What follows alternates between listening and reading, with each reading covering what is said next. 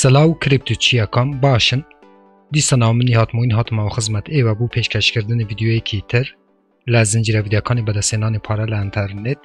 لە پێیجی فێسبووکی بەدەستهێنانی پارە لە ئینتەرنێت هەروەها لە چەنێلی یوتیوبی بەدەستهێنانی پارە لە ئینتەرنێت وا بەڕێزانەکە یەکەم جارە ئەو چەنێلەیە بینن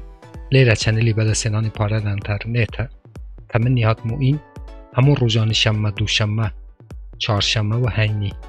ڤیدیۆکانی سەبارەت بە کریپتۆکارنسی یاخود هەمان دراوی ئەلکترۆنی لەناو ئەم چەنێلە ئاپلۆد یاخود پەخشەکەم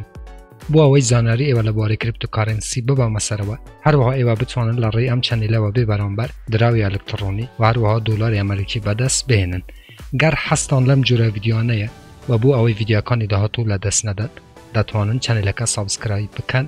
زەنگوڵەی تەنشش چالاک بکەن بۆ ئەوەی هەر کاتێکەمە ڤیدیۆیەک ئاپلۆد دەکەم یاخود پەخشەکەم یوتیوب لە ڕێ نۆتیفیکیشنەوە ئاگادارتان بکاتەوە و یەکەم کەس بن کە بێن ڤیدیۆکان ببینن پێشەوەی بچینە سەر بابەتی ڤیدیۆی ئەمڕۆ کە دیسانەوە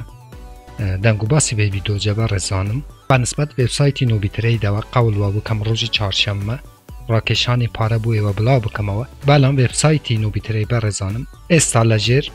چاکسازیە چونکە زۆر کاربەر لەناو ئەم وێبسایتە چونکە زۆر کاربەر ئەم وێبسایتەی بەکاردێنێت لە بەشی ویزدرۆ یاخود هەمە ڕاکێشانی پارە کە لەگەڵ تیمەکەم قسە کرد بەڕێزانم هەندێک کێشەی ئەوەیان هەیە کە زوو پارەکە بە کە بگەین نەدەستی کاربەرانی ئەو پارەی کە ئێوە سەرمایەتان داناوە هەر کاتێکە کێشەی ویزدرۆوی بەرنامەکە چاو بوو و بەسەرعی دراوەکان هاتنە ناو واڵێتی ئێمە من ڤیدیۆیەکی تایبەت بووەوە لەسەر نۆبیترەی و ڕاکێشانی پارە دروستەکەم واتە پرۆژێکی زۆر بەهێزە و بێخەم بن لەم ڕۆژانە من ڤیدیۆەکەی بووەوە دروستەکەم بالێ بەڕێزانم هەروەکوە بینن ئەمەش بەیبی دۆچکۆین کە ئێمە دا 15 ڕۆژ پێش ئێستا پێشبینی ئەوەمان کرده بوو ئەو کاتی بە 8:33 بوو پێشبینی 8:25 مان کرد بوو و لە ڤیدیۆیەکە باسیەوەشم کرد کە بگرە خوارەوەی 25ش دێت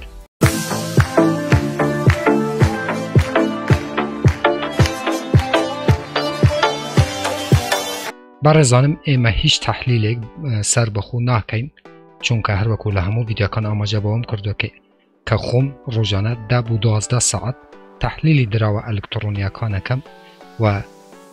ئەو میمکۆینانە کە بەڕاستی ژیانی ئێوە دەگۆڕێت و تارگێت لە کاتی خۆیدا بۆ کڕین و بۆ فروشتن تارگێتی ڕاستەوخۆ ناڕاستەوخۆ بە ئێوە ئەدەم بۆ ئەوەی ئێوە خەڵکی کوردستان بەڕاستی لە ڕێی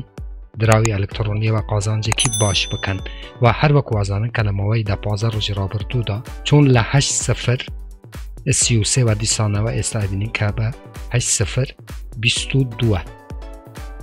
بەڕێزانم بەیبی دۆچکەین لە ماوەی ساڵێک و 6-7 مانگە هاتووە ناو کریپتۆکارنسی و لە ئێستادا 8:22 معاملەی پێکرێ و بەنسبەت BTC واتە بیتکۆینەوە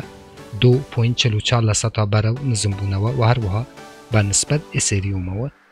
3.11% بەرەو نزمبوونەوە هاتووە کە لە ئێستادا 394,632 کەس هەم درەوان لە وەشلیستی خوان هەیە و لە ناو کوین مارکێت کەپ ڕەنکی 220 کریپتۆکارنسی بەخۆوە گرتووە کە ئەم ڕەنکە تەواویە لێرانە بەڕێزان چکە هێشتا بەیبیدۆچ لە ناو کوین مارکێت کەپ ئاپدەیت نەبوویتەوە ڕەنکەکەی ئێستا لە کوینگێک و نزیکەی 100 بۆ 120 و لەسەر بە تایبەتی لەسەر نێتۆرکی باینەنس سمارت چین پیادە بووە و لە ئێستادا مارکێت کەپی 256 میلیۆن دلار 256 میلیۆن دلارە و لە 24 کاتژمێری ڕابردوودا 6.45% بەرەو نزمبوونەوە هاتووە و وەڵامی 24 کاتژمێری مارکێت کەپی ئەم درەوە 11 میلیۆن دلارە کە 10.89% بەرەو نزمبوونەوە هاتووە و باشترین مارکێتەکان ئەکسچێنجەکان کێوە دەتوانن ترێدی پێ بکەن من ئاماژە بە OKX دەکەم چونکە دەزانم زۆربەی خەڵکی کوردستان OKX بەکاردێنن بەڕێزانم بەیبی دۆچکۆین ئەوەی باشە کە بەڕاستی لە ڕێی هۆڵدێرەوە و هەروەها لە ڕێی کۆمونیتی لە تویترەوە زۆر دراوێکی بەقووەتە کە